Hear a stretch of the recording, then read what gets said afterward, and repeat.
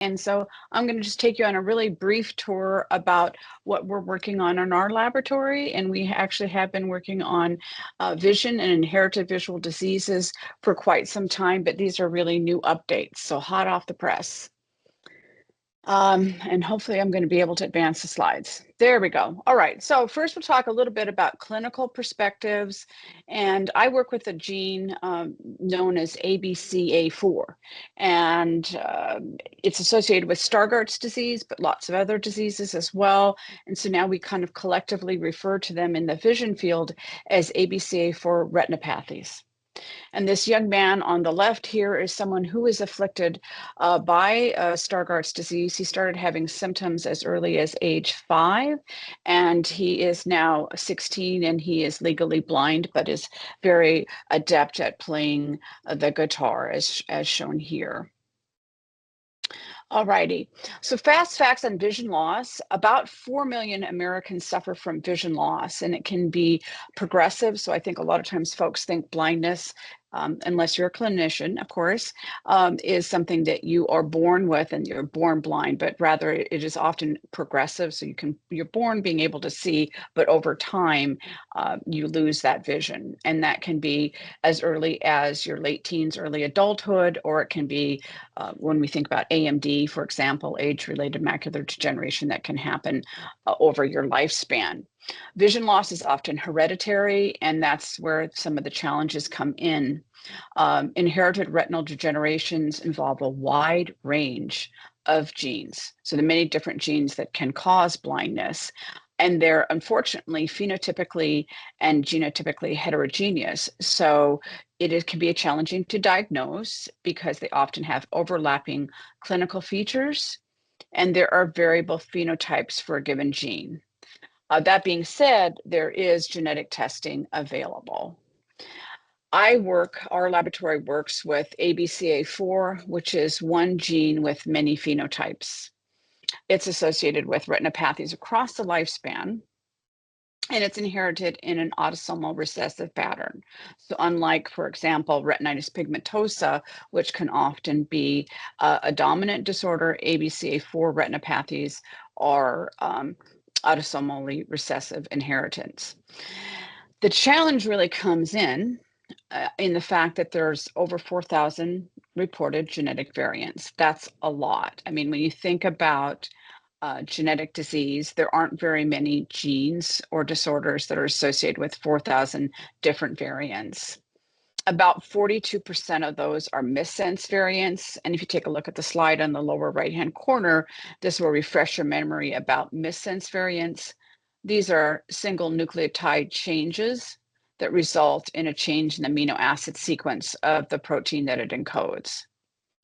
Well, that's all well and good. And if you think about sickle cell anemia or cystic fibrosis, there aren't too many of those, and they're fairly well classified. However, half the variants of ABCA4 are uncharacterized, or in terms of genetic verbiage, they're variants of uncertain significance. So why is this important? Why is genotype-phenotype correlation important?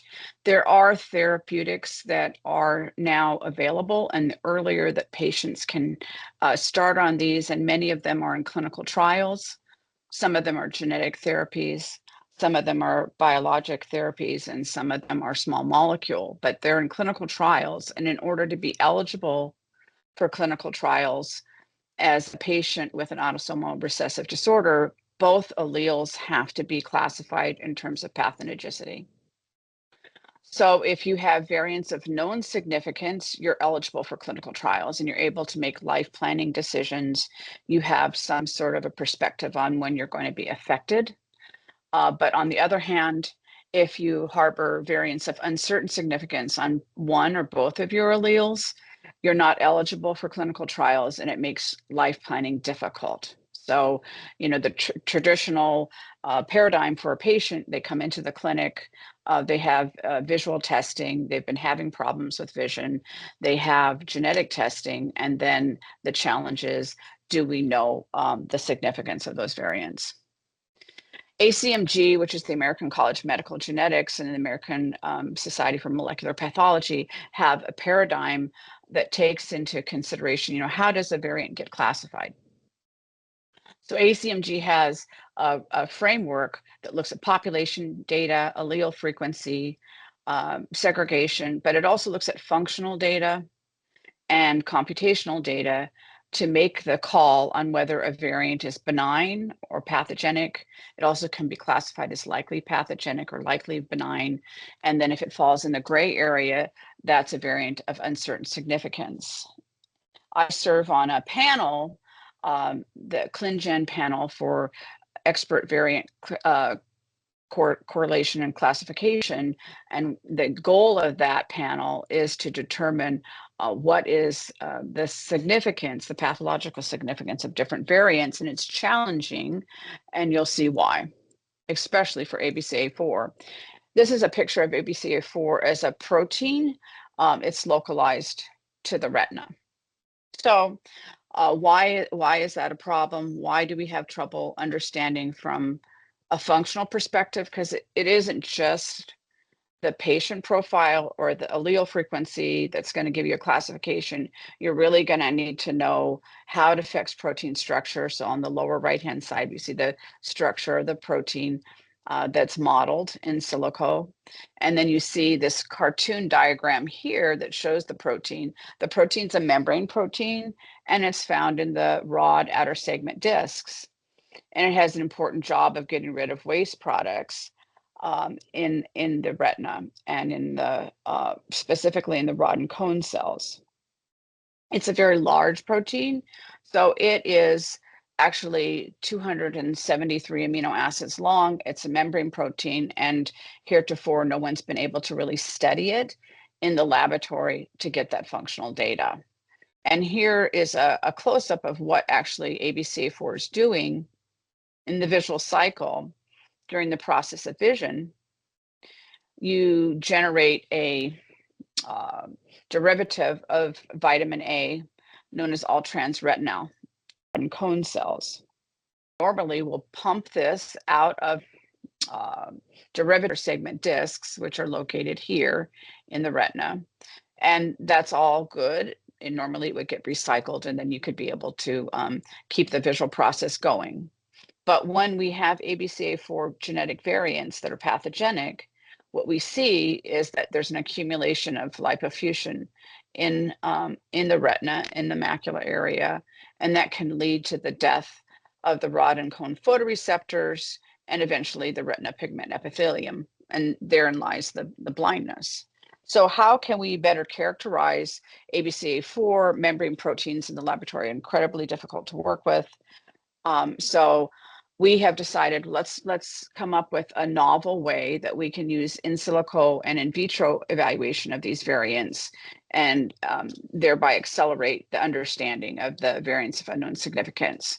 So there are tools now, I'm not sure how many of you are aware, but computationally, particularly if the cryo-EM structure or the X-ray crystal structure of a protein is known, there are computational tools that can be used to model what would be the effect on protein structure, and thereby perhaps consider that might have implications in pathogenicity. So we can model that.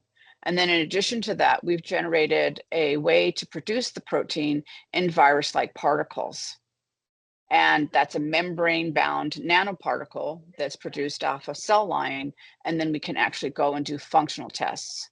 So we can compare the wild type ABCA4 protein function with that of the variants.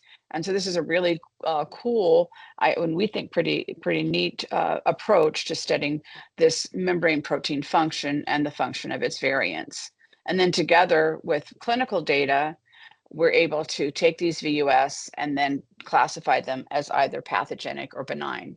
So let's just take a real quick look at what those variants would look like in these particles. So in the cell line, these variants are produced inside cell culture, and they're naturally budding off the cell. And so what you get is a particle here that harbors the protein of interest. And this could be done really with any membrane protein, but we're using it for ABCA4. And then we go and do biochemical assays with this protein that is they're found in these virus-like particles. And it makes a great system. The protein has the same topology in the membrane as the native protein does.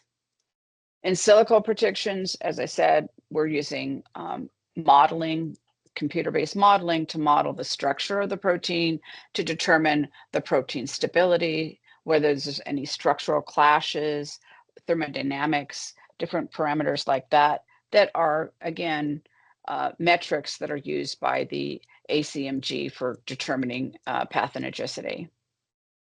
We're using those variants of unknown significance to look. This is a graph of the ATPase activity, which is the enzyme activity of this protein. And we were able to detect differences in the activity and losses of the variants. This is a sampling just of a couple that we've done. And we recently published this work in the Journal of Biological Chemistry. So it's a really powerful system.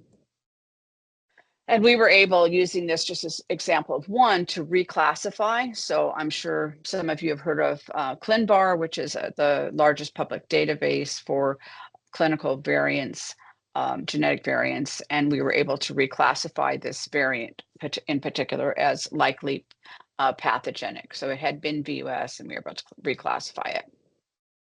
And that sort of is what we're doing in a nutshell. We have quite a few collaborators. We have clinical collaborators because we really do need those patient profiles. I don't know how many of you know Alex Levine. He was formerly at the Wills Eye Hospital. He's now at Rochester. Rui Chen at Baylor. And our research is supported by Foundation Fighting Blindness, the National Eye Institute, and a voucher, a core facility voucher. We're talking about INBRE vouchers. So we had a voucher as part of this to use flow cytometry to help characterize these virus-like particles that we have the proteins produced in. And much of this work was the thesis work of Senem Sevik, who was probably one of the best graduate students that I'll ever have. And she's just finished her PhD. And I'm happy to answer any questions if you have them.